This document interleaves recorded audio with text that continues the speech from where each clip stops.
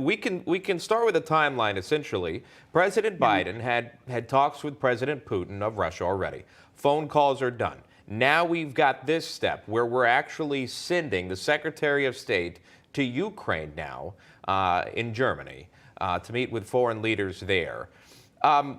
What is the purpose of it? Give us a behind-the-scenes look.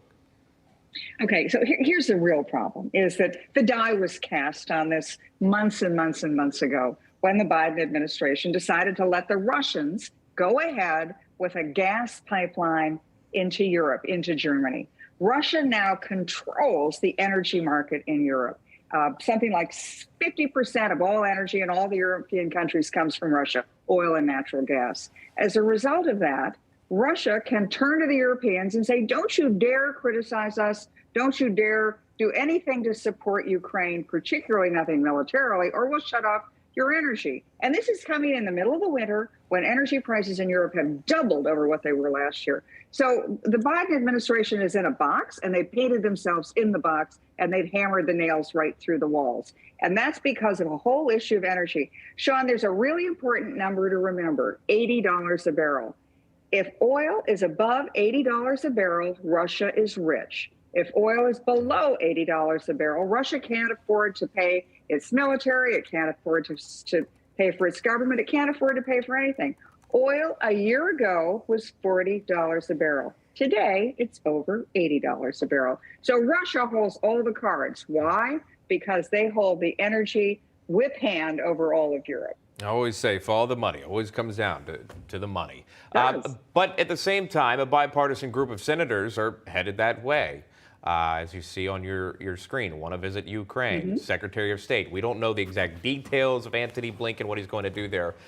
But again, back to that question and what you pointed out and where Russia is as far as their standpoint as being in power. What's the purpose of these trips, KT?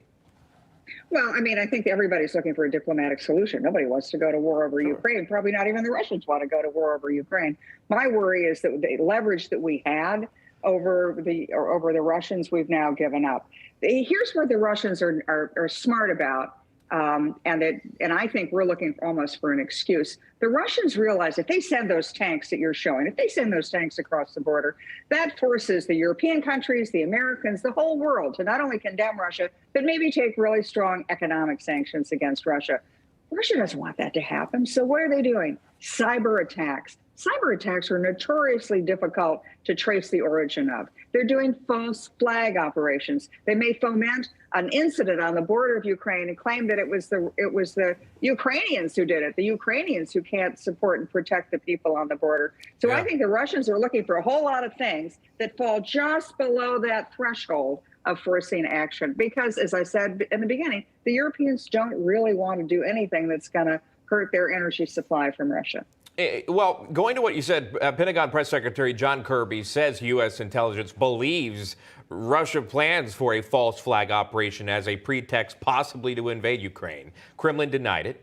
But in your expert opinion, do you think we could see a false flag operation to potentially launch war in that area? Sure. I think we're already seeing a number. I mean, look, Russia's already at war in Ukraine, but they're just doing it in a stealth way. There are the cyber attacks. They took out the Ukrainian government computer system over the weekend. They have a big disinformation campaign in the West and in Russia and in Ukraine.